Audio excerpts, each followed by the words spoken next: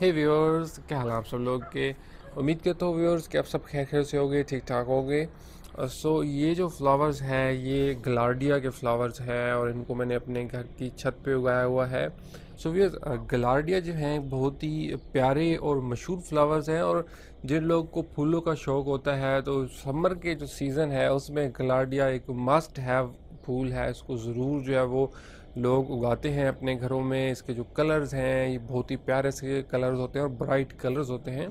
तो आज की जो एपिसोड है इसमें मैं आप लोग को बताऊंगा कि गलार्डिया फ्लावर्स को किस तरीके से घर में उगाया जा सकता है, और स्पेशली इसमें मैं आप लोग को भी गमलों में उगाने के हवाले से बताऊंगा, क्योंकि गलार्डिया जो है इसको गमलों में भी बहुत अच्छा ये उगता है।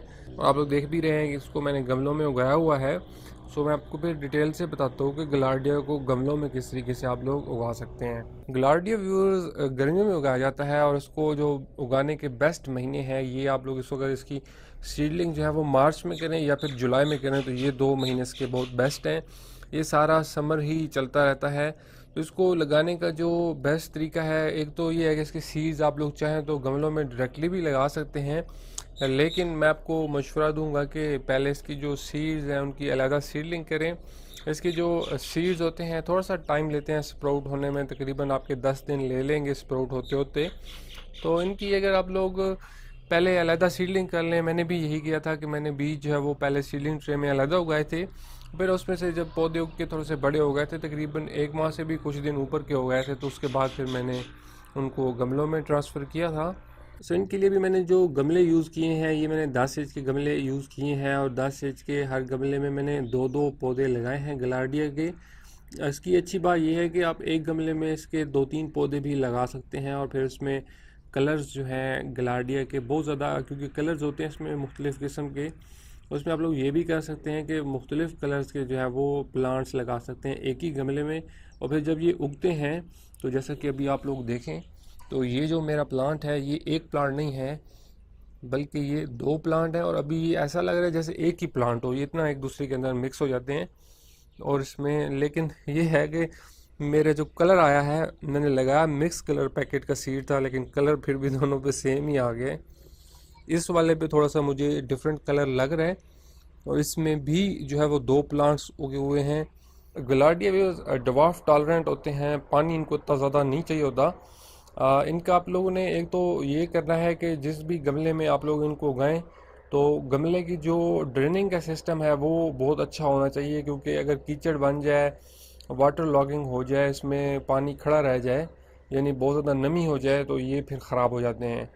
बहुत ज़्यादा नमी ये इनको पसंद नहीं है। तो इनको एक तो आप लोगों ने पानी लगाना इस तरीके से है कि एक दफ़ा पानी लगाएं तो जब उससे मिट्टी खुश्क होने लगे तो उसके बाद फिर दूसरी दफ़ा पानी लगाएं। और दूसरा, गमले जो यूज़ करने हैं उनकी जो ड्रेनिंग का सिस्टम है वो बहुत अच्छा होना चाहिए। और ये गलार्डिया की मज़े की बात एक ये भी है कि इसको इतनी ज़्यादा कोई फर्टाइल या कोई स्पेशल सॉइल नहीं चाहिए होती। ये तकरीबन हर किस्म की ही मिट्टी में ग्रो कर आते हैं। इनके लिए मैंने तो पॉटिंग मिक्स यूज़ किया था, और इसमें मैंने 3 हिस्से कोकोपीट है, 1 हिस्सा कंपोस्ट है, और साथ में थोड़ी सी परलाइट मिक्स की थी। आप लोग अगर चाहें तो इनको मिट्टी में भी उगा सकते हैं। उसके लिए मेरे ख्याल में 2 हिस्से मिट्टी, 1 हिस्सा कंपोस्ट और 1 हिस्सा सैंड अगर आप लोग मिक्स करके उगाएं तो ये इनके लिए काफ़ी अच्छा जो है वो कम्बिनेशन होगा। और गलार्डी व्यूज़ जो है इसको इतना ज़्यादा फर्टिलाइज़र की ज़रूरत नहीं होती। इनको मैंने सिर्फ वही कंपोस्ट स्टार्ट में मिक्स किया था, और उसके बाद इनको कोई मज़ीद मैंने फर्टिलाइज़र नहीं दिया। इनको अगर ज़्यादा फर्टिलाइज़र दिया जाए तो इनकी जो फॉइलेज है ये बहुत ज़्यादा ग्रो करती है, फूल इतने फिर अच्छे नहीं आते। थोड़ा सा फर्टिलाइज़र इनको ना ही दें तो बेहतर रह जाता है। तो लेकिन इनका सीज़न क्योंकि काफ़ी लंबा चल जाता है, अगर आप मार्च में उगा रहे हैं तो ये आपके तकरीबन अगर सही तरीके से उगाएं तो नवंबर तक भी चल सकते हैं।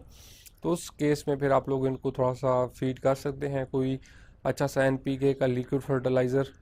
बस अगर इनको आप लोग मार्च में उगा रहे हैं तो ये वैसे तो हीट को बहुत बर्दाश्त कर लेते हैं, लेकिन जो मई और जून और जुलाई की धूप होती है दोपहर के टाइम की, वो हमारे इलाकों में क्योंकि बहुत सख्त होती है, तो कोशिश करें कि उन दिनों में इनको थोड़ा सा दोपहर की धूप से शेड दे लें, और बाकी ये आपको होपफुली पूरा समर ही ग्रो करते रहेंगे। वैसे इनको सनलाइट काफ़ी चाहिए होती है, तो इनको आप लोग शेड में ये नहीं ग्रो करेंगे इतना अच्छा, तो ये शेड में नहीं ग्रो करते, इनको धूप जो है वो लाजमी चाहिए होती है। अभी मेरे इस पे प्लांट्स पे जो है वो काफ़ी सारे ये बर्ड्स बन रहे हैं, और इसीलिए गलार्डिया को जो है एक तो ब्लैंकेट फ्लावर भी कहते हैं। इस पे जब फ्लावर्स आते हैं तो बहुत ज़्यादा बिल्कुल ये कवर कर लेता है जगह को। इसका एक और मशहूर नाम भी है ब्लैंकेट फ्लावर के, या इंडियन ब्लैंकेट फ्लावर के नाम से भी ये जाना जाता है।